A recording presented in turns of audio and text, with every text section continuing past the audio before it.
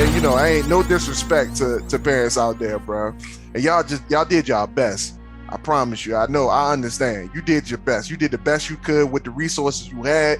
But the problem here is not that you're a bad parent. The problem here is that your values didn't teach someone how to break the glass ceiling. Your values taught someone how to hide behind it.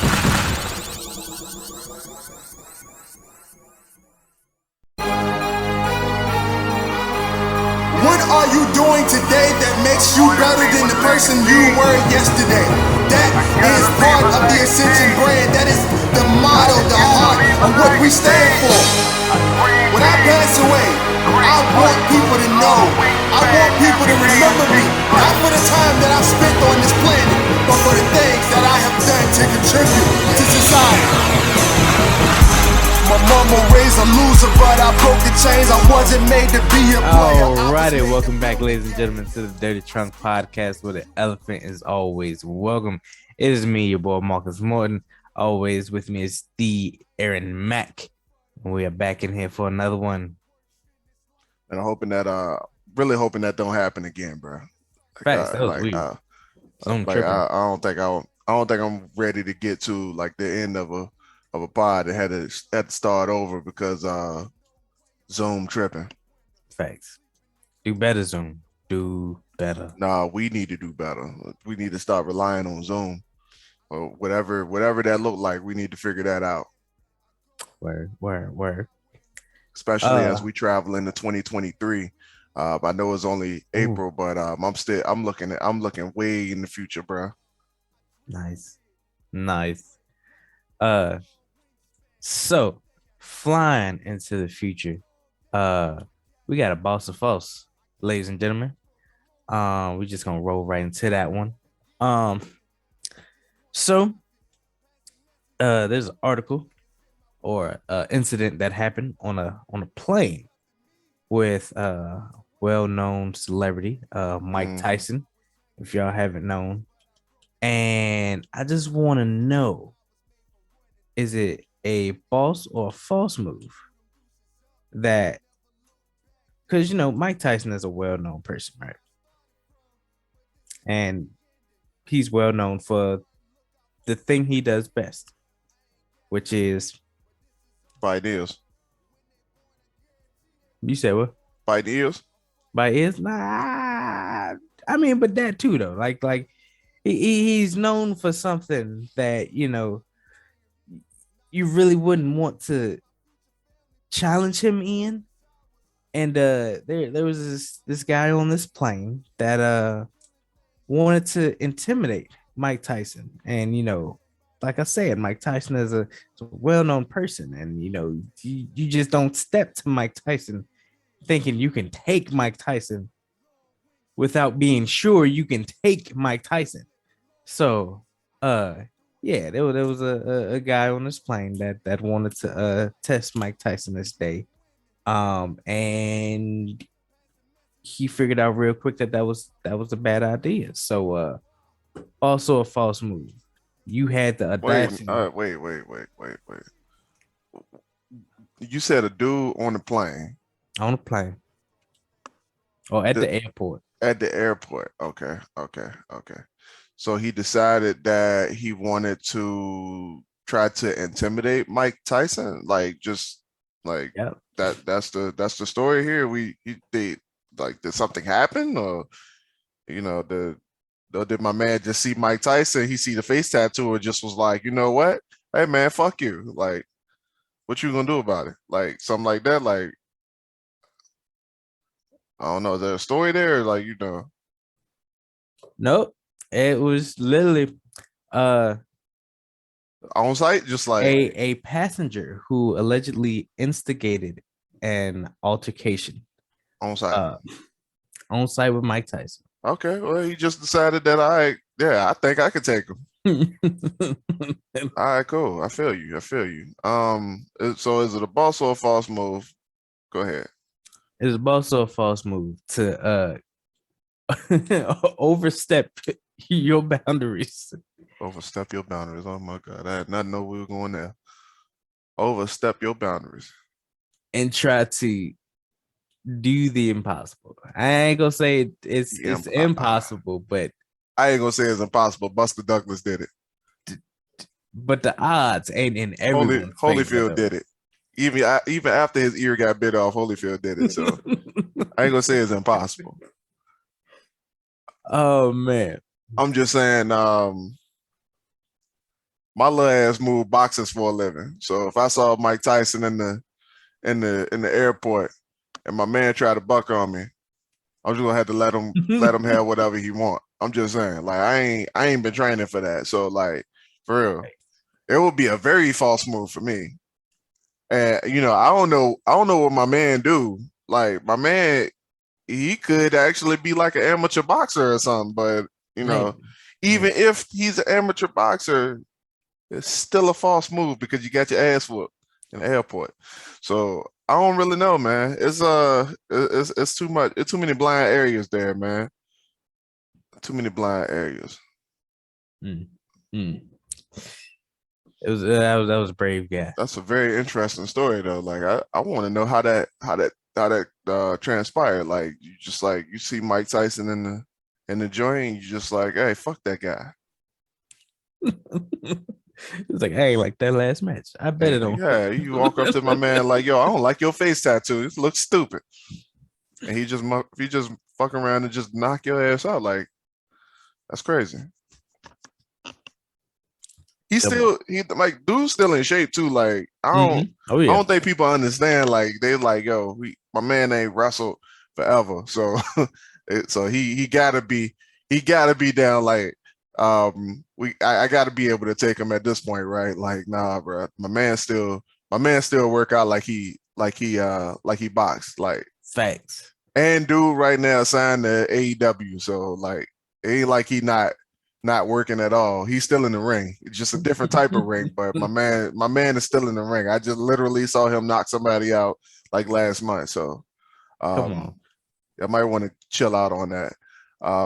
So is it I strongly think it's a false move though. Because you lost. Because you lost. Like I agree, but not because he lost, but just because like you know yourself. You have to at least know enough about yourself to just like. I bet he was drunk though. He might have been. He might have been. I mean, you know they sell alcohol at the airport. Still though, like how drunk you got to be to press like somebody you know in the back of your head that is there a video? It might be. Let's see. You had to been on some type of medication or maybe he just won't right in the head. General. I'm thinking my man was just drunk because like, all right, you know what? No. It could have been one of those things, one of those situations too. Like he's a celebrity, and they got to move a certain type of way throughout the crowd. We just spitballing ideas here, but it could have been the fact of the matter that he's a celebrity and they got to move through the crowd a certain way, and the airports don't necessarily like if you blue check mark, you ain't necessarily moving through the airport like the common folk. You ain't standing in line, you in front of the line, you moving to the front of the line, you getting your bags checked first. For the simple matter of the fact that if you stop moving, motherfuckers want to stop and take pictures. Motherfuckers want to stop and talk to you. They want everybody crowd around you and all that other stuff, and it kind of halts production. He might have been getting moved to the front of the line, and somebody was like, "Hey, that motherfucker ain't special." I don't know. That's another theory. It could have been something like that expired, but they're on the plane. So, they're on the plane. Yeah, this happened mid-flight. I don't know if it was mid-flight. I don't know if they took off, but it was like Mike Tyson being harassed on the plane. So it could have been something similar. Yeah, he drunk. Drunk fan maybe of like kind of overstep they boundaries. They gonna talk about that in the next Hangover movie. Which is it's kind of interesting because like as fans we hold celebrities to like Hey, this mute your higher. microphone next time you gotta do that. Oh my bad.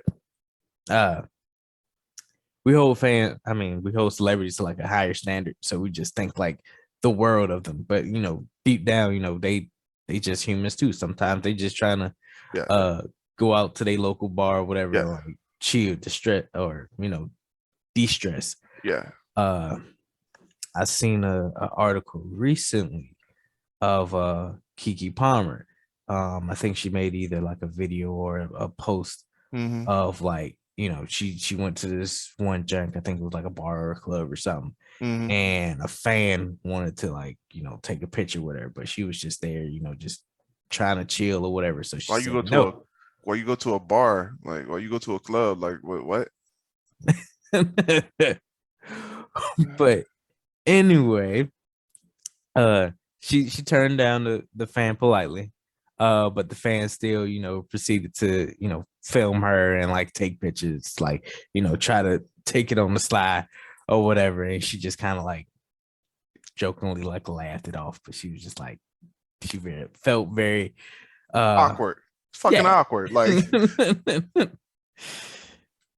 but yeah, So you gotta be okay with the and all right. So ooh shit, that should have been the boss of false. Like, is it a boss or a false move to go out in a public place where there's people and knowing that you got a high status mhm. and expecting people not to fuck with you. Like that should have been a boss false right there. Like, is it a boss move or a false move to just go out in public and just be like, hey, no.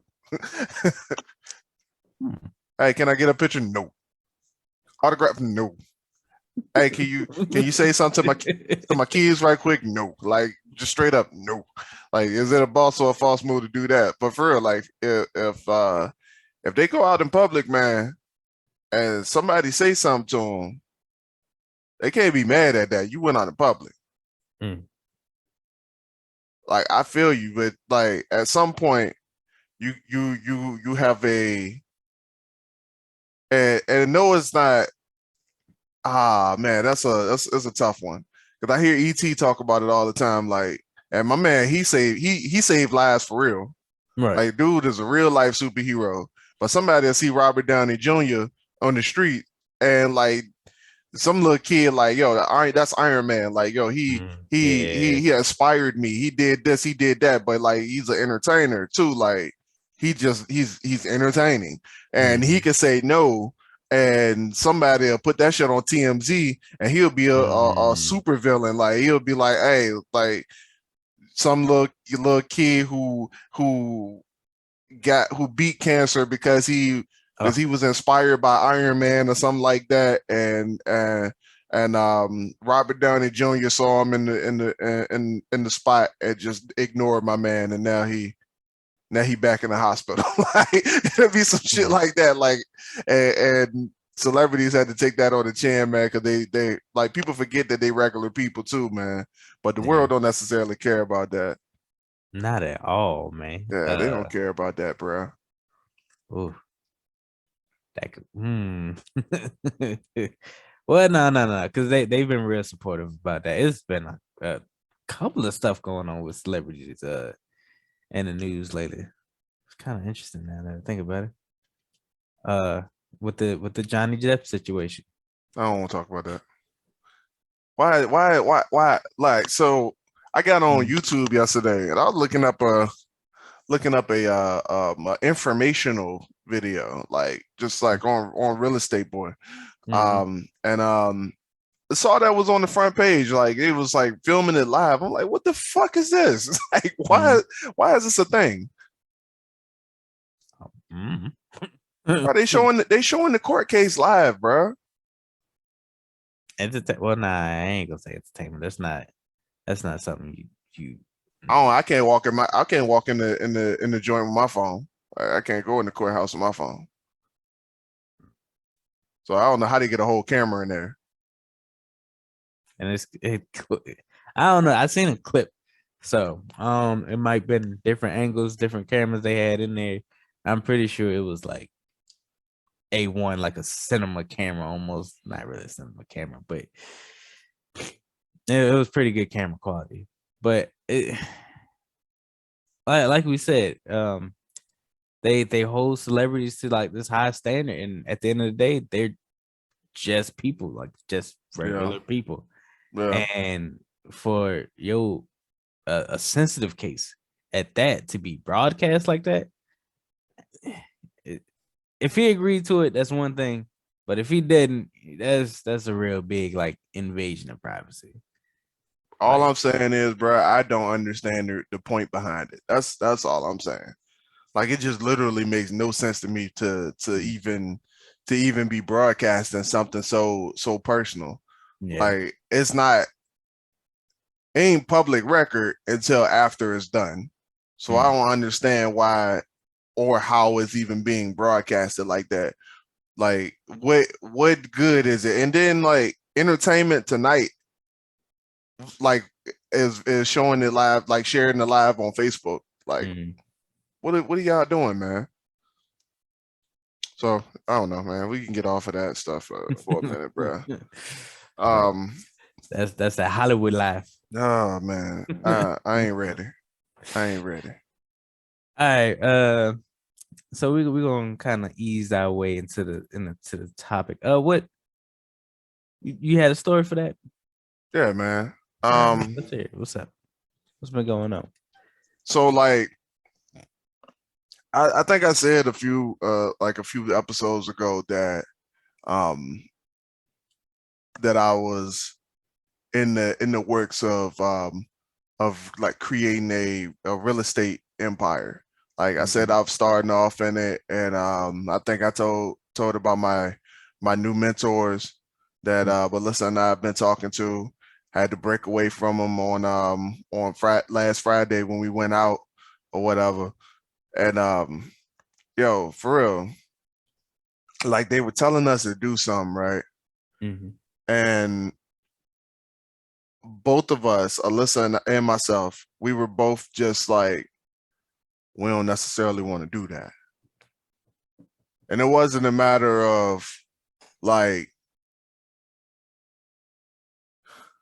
it wasn't a matter of we can't do it. It was just Mm. literally a sense of like that is something that we tried to stay away from, like both of us, Mm. and in the past we just tried to stay away from it because it's like uncomfortable. So what I'm realizing now, like the one thing that I was told to do Mm. is something that I've been running away from damn near my entire life, my entire professional life. So this thing, and for real, like it's not even that deep. Like Mm. it's not like you do it and the world ends. It's not like you do it and you got like 1,000 people coming to find you. It's just literally a phone call, bro. Mm. That's all it is a phone call. So I don't know if anybody who's listening to this right now, Mark, I don't even know if you familiar with the term, but cold calling. Are you familiar with that term? Not too Cold familiar. calling is the act of calling someone who you don't know to to pitch something, whether it's to sell something or to get something. So somebody who calls you for a donation who ain't never met you before. Mm-hmm. Somebody who calls to sell you something who ain't never met you, like cold calling. That's what cold calling is. It's you're calling a cold lead with the intentions of building rapport to make that lead warm, if that makes any sense. Mm-hmm. So I started off, and this story goes back to 2016, 2015 actually, Mm-hmm. where I first started doing network marketing. MLM, and I remember having to do this once before, man, and I just couldn't, man. Like it just something felt so uncomfortable and unnerving about doing it that I didn't want to do it. So I didn't do it. Mm. And then now we back at 2022 and I got to do the same thing. Mm. So what I want to talk about on this episode is like cuz like we all have it. Mm. I don't care what that situation is. We all have that one thing that we just cannot build enough nerve to get accomplished. Mm. And usually that is the one thing, that is the one mentality that's keeping us from our success. Yeah. So what I learned was recently that you got to throw it away. All you had to do was throw the behavior away. If you can't throw the action away, you got to throw the behavior away. So I want to talk about what is it inside of us that keeps us uh, at pause when it comes to the things that we need to do in our professional lives, in our business lives, in our relationships. Like I want to talk about that thing, like that one thing that's blocking us from success. Uh, so it kind of sounds like a mixture of two things. Um, one of it being pride. It can a lot so be pride. Uh, People go through life and they just have this one thing that is like the cardinal sin, one of the seven deadly sins almost. Well, pride is one of them, but Mm-hmm. like they hold it to that type of high standard that Mm-hmm. they won't do this because of XYZ, and it's just they just swear to it. They take an oath, like a blood oath, that if they Mm-hmm. do this one thing, in the back of their mind, it might be death to them or whatever. And it's Mm-hmm. just like 9 times out of 10, it ain't even that big. It's not even Hey, that serious. it ain't. And it's just and it's so funny because like uh I'm blessed to be able to be mindful. Like the universe will keep sending you that test in Oh, particular, yeah.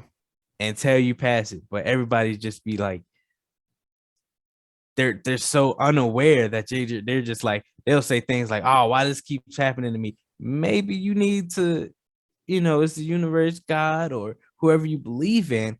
Maybe it's telling you, "Hey, it's time for a change. It's time for a major shift. Yeah. This is something you need to learn." Yeah. But people are just like they're so prideful. They like, I'm good with where I'm at. It might not be the very, very best that I can have, but I'm surviving. I'm comfortable, just like we said before, that comfort zone. And I'm gonna stay here. I'm gonna stick right here. And it's just like this thing will keep happening Over and over, over and over and over again. over. And it always come in different forms. Ooh. You think you just about to avoid it and just start Mhm. something else, bruh. And then all of a Mm. sudden you get right back to that same brick wall, bruh. Like it's Uh, like it's almost like, all right, this spot you digging, this spot ain't going nowhere. So I'm gonna go into the next spot and I'm gonna try mm. to dig there too. But you keep hitting a layer of bedrock. Like Mhm. your shovel can't get past the bedrock, but you just keep trying to dig in all these different places and you still keep hitting the same bedrock. Like, bruh, I realized like even back then when I was doing network marketing, bruh, Ooh. all of the stuff that I was doing back then, Mark, Mhm. I was like, yo, I'm ooh, I hate doing this. I do not like doing this stuff, bruh. And what I'm going to do is I'm going to stop doing this. Mhm. And get how deep this is, Ma. I'm going to stop doing this sales stuff here Uh-huh. because I don't like selling someone else's product. So I'm gonna create my own product. But all that backhand stuff, that not the backhand stuff, because that make it sound bad, but all of this, all of this sideline stuff that I have to do to sell this Mhm. product Now I have to do the same stuff to sell my own product. Oh man, I'm so glad I work construction because I got a good one. So just like Aaron said, you digging with a shovel, you hit bedrock. So it's a little bit harder than regular dirt, right? So instead of you uh learning how to use the proper tools to break through that bedrock, you trying to go around it. You trying to dig all sorts of holes and craters, trying to get past this bedrock, going around it. When all you have to do is learn some simple tools, get on that jackhammer, boy. And once you get that You trying to jackhammer go too down. deep.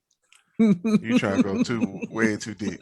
I feel you though. I feel you like all like and most times, man, Mhm. you get to a certain situation, and I mean, like, I swear to God, I point me out a situation with that is different. All you normally had to do is persevere through Mhm. what you're doing. You don't Yup. even need to change nothing up. In fact, bro, like what I'm noticing right now is that I've spent more time Mhm. running away from doing what I was supposed to do than it would have took me to finish to accomplish what I was doing in the first place. Yeah. Now, granted, you can start talking about the multiverse theory all you want, but like I'm happy where I am in life right now. But what I'm trying to convey is that I went through something and I didn't need to go through it Mhm. because I quit. I gave up. And I promise you, you'll never hear me say that often. I promise you, you won't. But I gave up on the idea of doing something because I felt that it was too uncomfortable to actually do. Mhm. I felt that in my spirit that I wasn't ready to do it, that I wasn't right to do it, and I didn't do it. And because I didn't learn that lesson then, I spent and I don't think y'all understand it. I don't think I'm really making myself clear. I spent years Mhm. I spent years trying to dodge that. I spent and I want somebody to catch this right now because what I'm trying to tell you is that you end up wasting way more time not doing the things that you need to do on the front end because Mhm. I promise you, no matter what you do, that same challenge is going to come hit you in the back end. No matter what you do, like, and I promise you, you can say all you want, like, look, I don't want to do this, so I'm gonna go do this. I'm gonna go do this because when I did that, it got a little too uncomfortable, it got a little too hot over there. The kitchen got too hot. I couldn't take it, so I got out. So I went to go start doing this. Okay.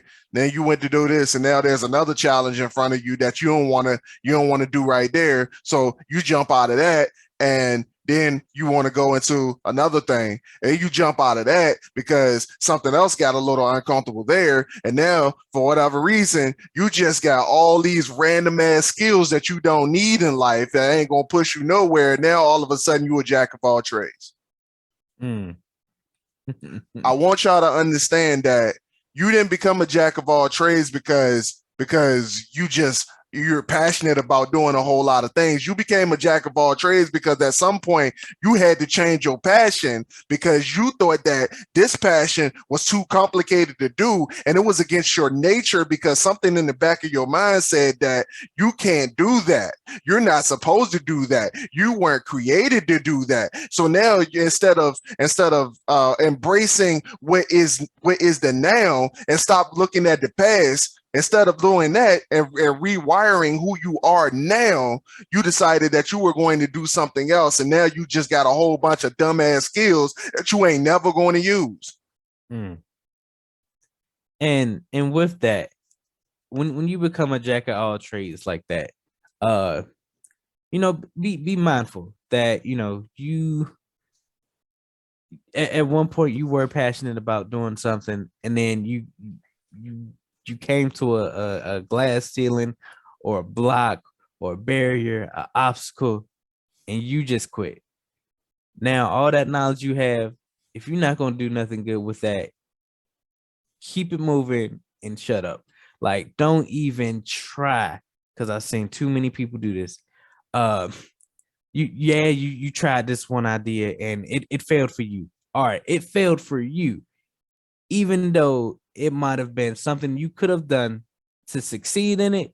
Don't push that on somebody else that's trying to actually succeed in something that you stopped doing because you were afraid. Oh man, hell yeah, bruh. Like I hear so many people tell me, real estate, man, you can't. I don't know if you should do that. You know how the market is right now, man. I'm like, yo, you ain't never did real estate a day in your life. You ain't own a house, bro. You ain't got money in your bank account. I don't want to hear nothing about what you're trying to say. And it's literally because they like it, and we talking to blue collar people. Blue collar people don't like talking to people. Like, let's be I real. can tell.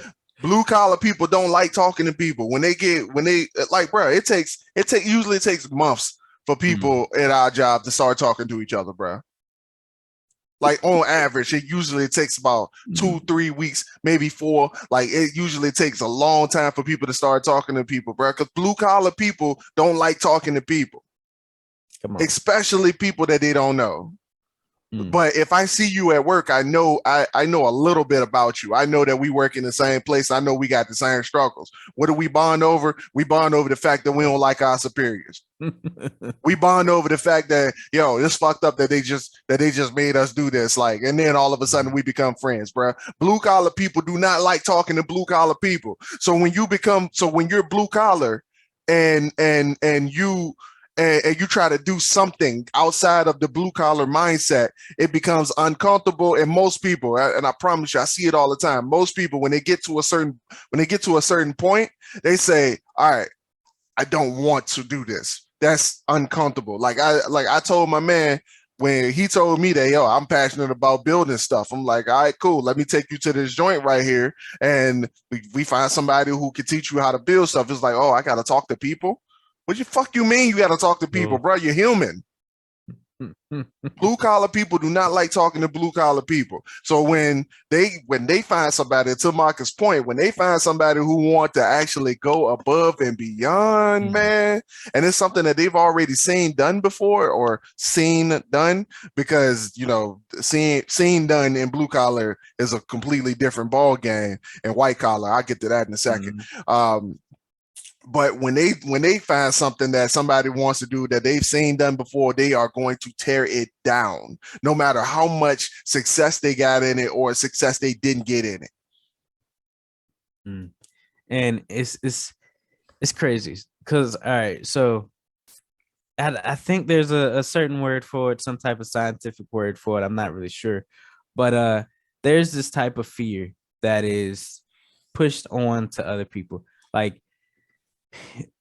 they might not even seen whatever they're fearful about. Let's just say a clown, because some people are fearful of clowns, and some people aren't. So that person that isn't afraid of clowns meets this person that is afraid of clowns, and they're just talking about all the bad and negative things about clowns.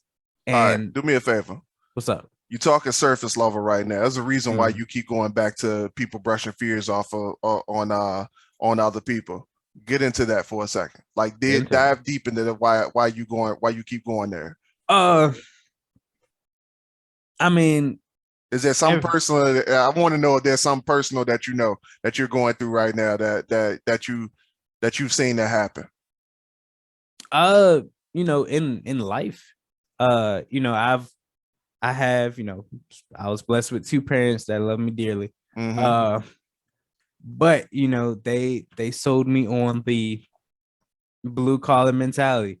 I go to work, I work my damn butt off or whatever, and then I may or may not, you know, get that promotion, and I work up the corporate ladder, and I work till retirement, you know, and anything outside of that, it was like, oh, it's gonna be hard, it's gonna be difficult. This is the best and safest route. You know, I was always taught on the best, safest, natural route. Safe. the route of the least resistance. Yeah. Just basically just living by. All right, stop there. Stop there. Cause that's it right there. That's it. The safest and the path of least resistance. Mm-hmm. The least resistant path and the safest path. That's where it is. That's what it is right there. That's it. That's the problem right there. Because mentally, Mm-hmm. or in our beings, our physiology, like growing up, that's what we're taught. We're taught to always be safe. Don't do that because you might get hurt. Don't stand on that chair. You might fall. No, you can't have this. Mm-hmm. No, you can't do what you want. No, you can't, bruh. You after hearing no so many times and doing, I mean, I swear to God, bruh.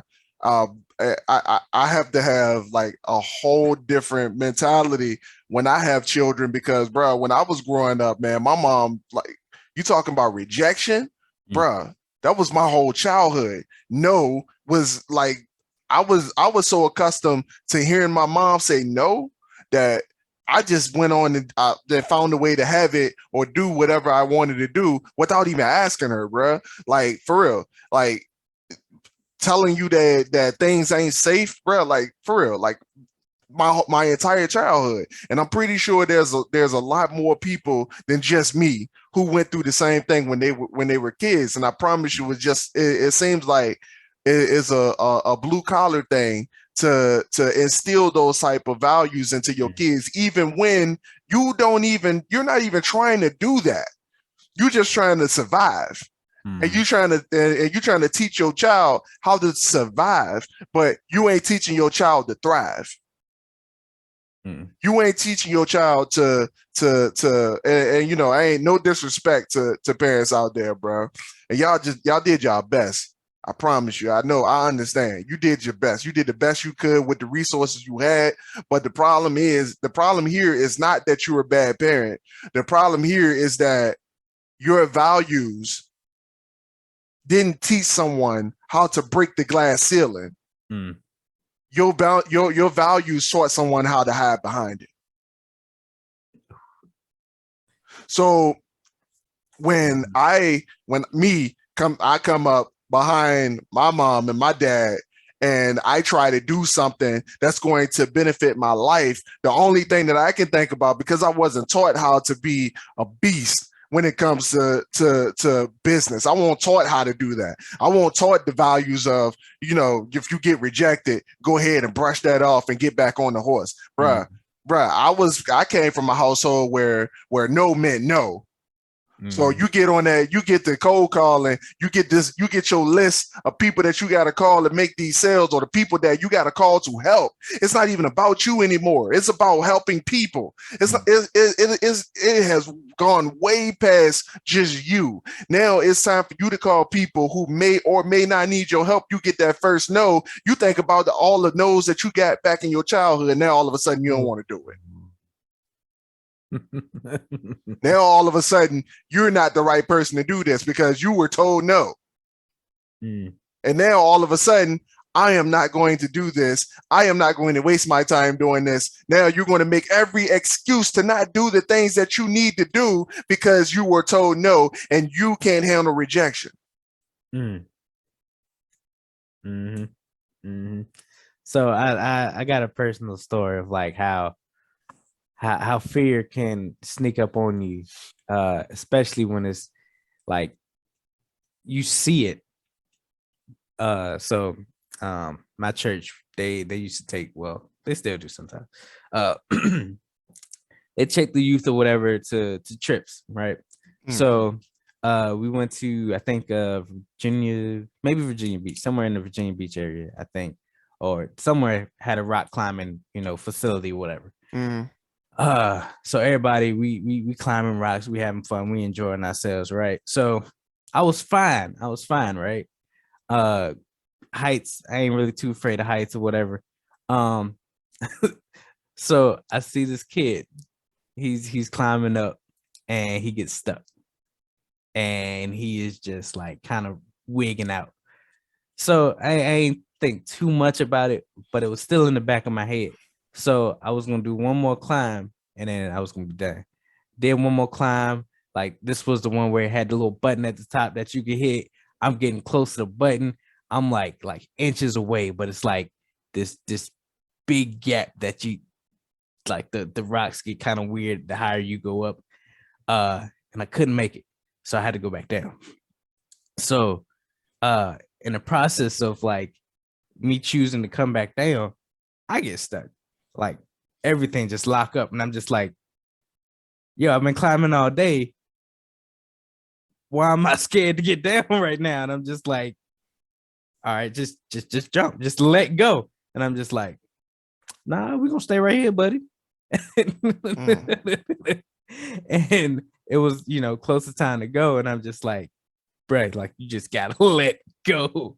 But something in the back of my mind was like, nah, we good. We a little scared right now. We gonna hang on to this wall. It's comfortable right here. And I'm just like, yo, we gotta go. You like But a cat in a eventually, tree. right? Like You know what to do already. You just ain't doing it. But yeah, it came through so swiftly. And so sometimes we don't even know that we are fearful of something. And all it takes is just to let go and do it. We know what to do. We know exactly what to do, but we just won't do it because we're so fearful. But we gotta take that leap of faith and just jump. Oh man, what I wanna address though is like how like there's people who don't even acknowledge it as fear. They look at it as just like, oh yeah, I'm just not doing that. But you ain't looking at it like you're supposed to look at it. It's just a matter of oh yeah, I'm just not going to do that because I don't do that. But you don't even go ahead. It's a number of things. Denial, like I said before, pride. They choose not to do it because of a number of things. Past trauma, like you said, stuff that they dealt with as a child, and now that they think they're adults, they think they're not supposed to deal with that in any shape or form. Mm-hmm. So instead of actually dealing with it and conquering it, they avoid it. They're like, I'm an adult now. I ain't gotta have that in my life. I'm gonna go this way. Another barrier comes up. Instead of going through it, I ain't gotta deal with that. Go around it. Yep. And the cycle just continues. Yep. Bruh, like what made me, and I'm gonna tell a story right quick. Like, here's what made me figure it out. And I kind of figured it out early on in the game when I first started writing, when I had one book out at the time. I figured it out then. But when I was doing direct sales, I had a product that I knew who my market was. There was the females aged maybe 28 to 42, maybe above that. Certain demographic, bro. Like I knew my target audience. Like that's like proven point. Like I seen my target audience and the people who I work with during these projects, man. So I got together a list of like all of the hair salons in the area, in the state, and their addresses, their phone numbers, who the owner was, bruh. Like I was going to go to all these places and get all of these hair salons under a contingency contract to sell this product in their store and split the profit with them. And bruh, I made a list of about 100 some hair salons, and I found it on my computer just like randomly, just like scrubbing old files and stuff, and ended up coming across it. And bruh, I promise you, I ain't go to one of them, not one phone call, not one drive to one of them, bruh. I had this whole plan, Mark. I was going to go to every single one of them. I was like, if I got 100 some out of Virginia, like, I mean, I'm talking all of Virginia, from east to west, north to south, like some in North Carolina, some in Maryland, bro. I had a whole list of them. And by the time I finished the list, I spent hours on the list, at least a cumulative of 8 hours looking up all of these different places, writing down all this information, and didn't do one. Not a phone call, not a drop in. I didn't do one because I was uncomfortable. Mm-hmm. I made up all these excuses. I said, "Look, bro, you a man, and you think you about to walk in a hair salon and do what?" Bro, you a man. All right. So why do we do that? All right. So I just told you I was afraid. yeah, but like where it's a question that eludes me, right? So not even a question. It's a fear that eludes me, that it gets the best of all of us, and it can be applied to many situations like that. So back in the day, I'm going to college, right? So I can talk to, not trying to sound like a player, but people I'm not attracted to, females that I'm not attracted to, or girls that, I'm not interested in, Oh, that I'm not trying to pursue, yeah. can talk to them fine, talk to them all day. But you get in front of your crush, Oh, it's knees game weak, over. arms are heavy, you sweating, and you just like nothing, like everything just bye. Everything's out the window. You had a whole presentation you were gonna get this girl, and then all of a sudden there's nothing. Your Nothing. brain just I go feel it, bye. bruh. I feel it. Yeah, that's so true, bruh.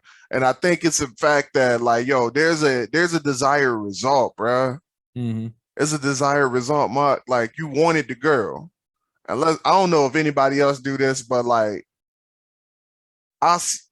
like there was and I can't say it now because obviously I'm in a very committed relationship. But like you'll come to this point, you'll see this person, and you start thinking about all of the things that could be. Mm-hmm. Mm-hmm. You start thinking about the desire. You start thinking about that desired result. And then once you start thinking about that desired result, you want it way too much. So once you get into the pit of proving that you deserve that desired result, now is a make or break time, and you fold under pressure. Mm-hmm. And that's what it is. You folding under pressure. And I think all this is just the same thing. Like there's still a desired result. And I realized because we come from such a community that struggles as it pertains to getting money. Mm-hmm. I believe that might be one of the reasons why it's hard to get these things done. And it's not a black or a white thing. It's a poor thing. It's a poverty thing. Because you've lived this life of being safe and saving all of your money and penny pinching every single dime that you get and saving all this money and not spending it. It's not even a matter of not of saving it. It's a matter of not spending it, because if you spend it, then you won't have enough money for bills. If the you worried about the lights getting cut off, you worried about getting kicked out, evicted, whatever the case is, in a poor community, those are the things that we talk about all the time. We can talk about that more than we talk about even making money. In fact, in most households, you'll never talk about making money outside of your job. You never talk about it because it's not a thing. So after going through that for so long, and I got a point here. Just hold up 1 second.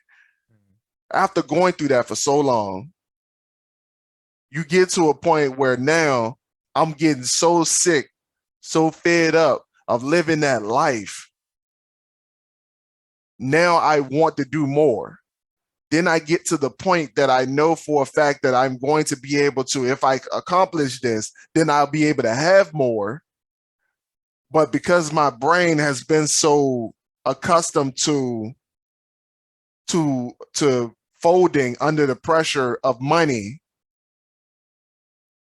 that's the thing that may or may not break me out of doing the things that I can't, that I am not accustomed to doing. So just to clean that up a little bit, if I'm so focused on the money, and I'm trying to hit this point right. I feel like I'm not really explaining it correctly. But if I'm trying to make this happen, if I like say this cold calling thing that I'm trying to do, I know for a fact that if I do it so many times, then I'm bound to get that result that I want. What is that result that I want? That result that I want is a big check. All right, let's be real. Like I'm in it to help people, but I need that money. So because I'm so accustomed to being fearful of money because of how I grew up, just like when I go to talk to that girl that I like, I fold under pressure because I've already thought about the desired result. Does that make sense? Mm-hmm. It's a form of it's a form of overthinking. Like you said, you fantasize about getting that check. You fantasize about, you know, that person you just so in love with, and it's just like you think of almost every possible thing that could go right or wrong, and then you just kind of like you talk yourself out of it, or it's just like because we have this small understanding of life, we just like I done thought of everything, and it's just it probably wouldn't work. We just come up with all the excuses, just like, and instead of just doing it and actually seeing the results, because like you said, if you would have went to there was 100 salons. I ain't gonna say people have 100 crushes, but like it, plenty of women out there, plenty of crushes, people to be crushed on out there, and it's just like you're afraid of that one step, that one. Yeah. You talk yourself out of that one, just like we talked about, you know, starting anything, starting a hobby, a business, learning anything. You're afraid of that first hour, that first long, grueling hour, and you got 10,000 more or 1,000 more, and you tripping over that one. Yeah. But once you break through that one, and once you get in that rhythm, man, you got it. So I'm now starting to notice though, like as it pertains to like my relationships and stuff like that. Like I used to be the guy, and I don't know if anybody else do this, but like you talk about like thinking about the desired result, bro. I used to be the guy that be able to fall in love with the chick before we even have like a real meaningful conversation, bro. Like just based off of who I know she is and what I think she's like. I can imagine a whole storyline in my head. That's one of the reasons why I knew for a fact that I could be a writer, right? Like I could just imagine a whole storyline, a whole lifetime in my head, kids and everything, bro. Like I think of the whole timeline on my own, and they ain't never talked to the bride. I'm sorry, I didn't mean to say bride, but I can think of a whole lifetime together with this girl. And what I noticed was the moment that I decided not to do that was the moment I succeeded. Because I was like, all right, so Einstein said, if you do the same thing multiple times and you expect the same results, you the one insane. So I switched it up. I was like, all right, so cool. I ain't gonna do that no more. I promise you, when I met Alyssa, I ain't do none of that. I met her and I had a conversation with her once and it was like, okay, she cool as hell. I like her. Don't think about it. Let it go. Let it go. Do not even bother having a thought about it until I saw her again. I was like, all right, cool. Let me go sit next to her because, like, bro, you already at no anyway. So, like, why you might as well go ahead and shoot your shot and do it correctly. Because I noticed, like, my brain, if I get caught up on the end result, then I'm a choke. I ain't gonna do this right. I'm a loser. Like, hey, look, for real, I ain't think about nothing. I was like, all right, cool. It wasn't until it wasn't until about shit. We had already gone on 2 dates before I even started thinking about that all that stuff down the line. And at that point, she was already good. But what I'm saying is, it's like, had I done the things that I had been doing, thinking about the desired result, falling in love beforehand, I wouldn't know how to talk to her. In fact, I probably wouldn't have talked to her. Yep. That first conversation would have been the last one. Yep. That grueling hour.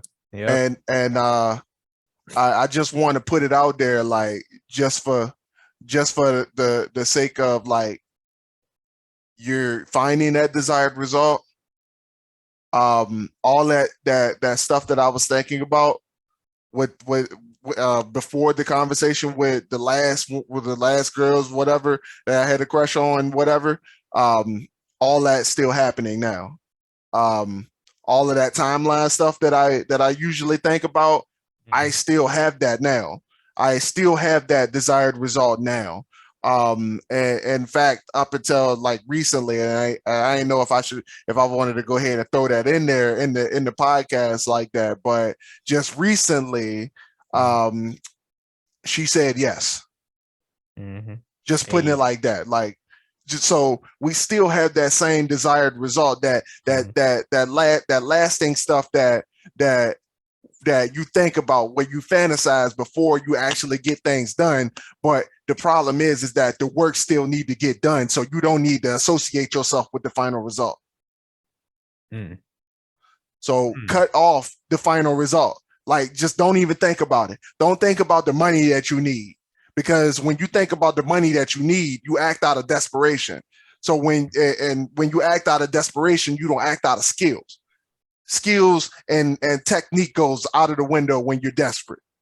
So you need to disassociate yourself with the final result. And I don't know if I'm talking to y'all or I'm talking to myself right now, but you need to disassociate yourself with the final result, and you need to do the work. The only thing that matters right now is the work. It don't matter what you think you need to do.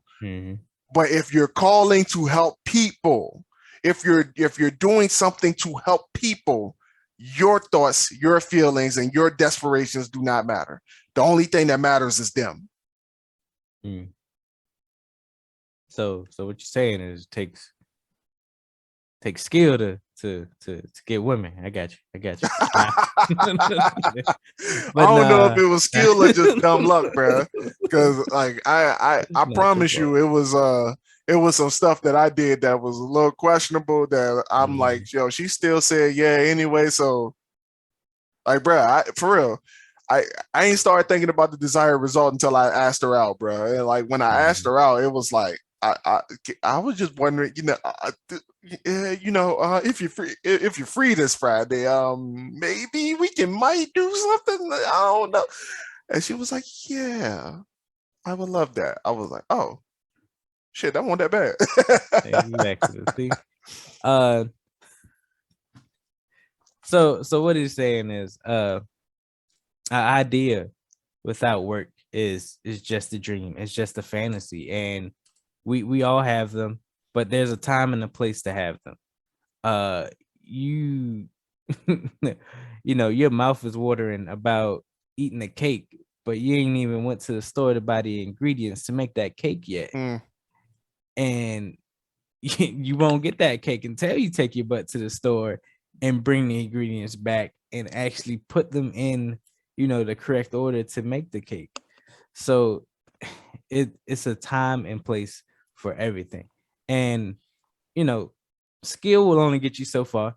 You have to apply the skill correctly also, because we know a person that he can talk the talk. He is very brave and confident in himself, but sometimes that confident and bravery, he puts it on a little too heavy. So his desired result can it gets masked by his boldness to be himself. And it's not a bad thing. It's just like we said again, there's a time and place for everything. You can't be talking about marriage and you just met the bride. You can't do that. Can't do that. No go. No go. There's marriage before first date. Can't happen. It can't happen. Oh man. But yeah. Don't always look for comfort.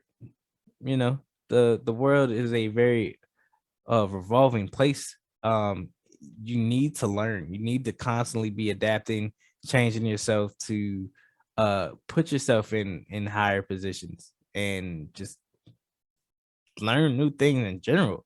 Mm-hmm.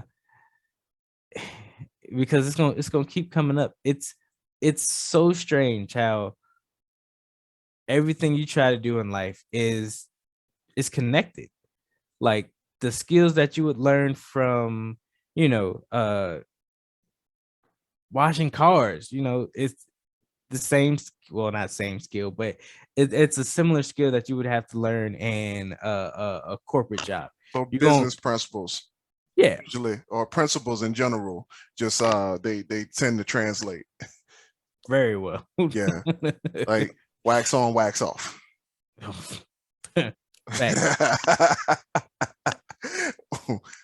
Wax on, wax off. So like I completely agree with all of that. I just want to add that for real, you are not who you think you are. Oh yeah. You are only who you believe you are. What do I mean by that?